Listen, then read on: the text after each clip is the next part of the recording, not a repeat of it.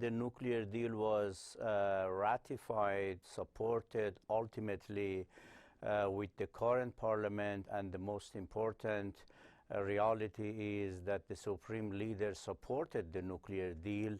However, there are serious opponents to nuclear deal which they have participated in the current elections, and it would be important to see whether the Iranian nation would elect those who are supporting the nuclear deal or those who are opposing the nuclear deal.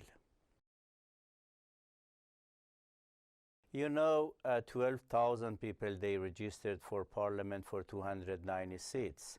Therefore, everyone can understand you cannot really believe 12,000 people, they were qualified for such an important task and duty.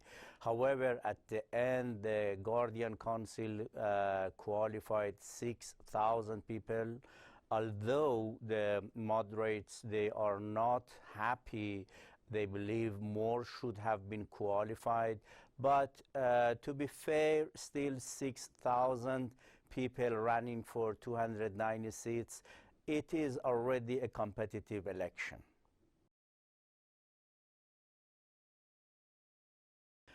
See, we have had since the early days of revolution, we have had two major schools of thought. One, we say principalist, or you say in the West or internationally known as conservatives, and the other moderates. These two schools of thoughts have been always in every election have been fighting together. We have had 36 elections after 37 years of revolution. This election is more important because for the first time, two major parliaments, the National Parliament and the Assembly of Experts, are holding at the same time, the same day. Therefore, I believe the outcome would be critically important for the future of Iranian politics, domestically, regionally, and internationally. They are the major force to come to the ballot votes and to vote. If the percentage of participants goes beyond 40%, beyond 30%, it means we have had a major participation of the youth because almost 70% of Iranian population are under 35 or 30. Therefore, they are really the major force determining the future of the election or the result of the election.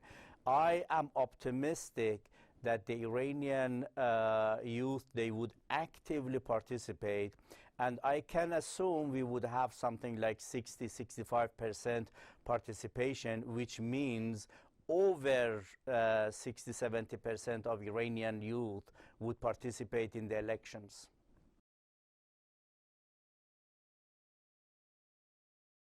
Because the supreme leader is the most important power and decision maker in the country, is ultimate decision maker on I would not say on every issues, however, is commander of army, nominates the head of judiciary, like here at the U.S. The U.S. president nominates the head of judiciary, should accept the decisions by National Security Council. The Supreme Leader has a lot of power. Therefore, the foreign policy issue, I mean, the most important foreign policy issues, ultimately he should agree, and he is the ultimate decision maker. That's why not only the international community, Iranians also, they believe this is a very, very important parliament, which we call it Assembly of Experts.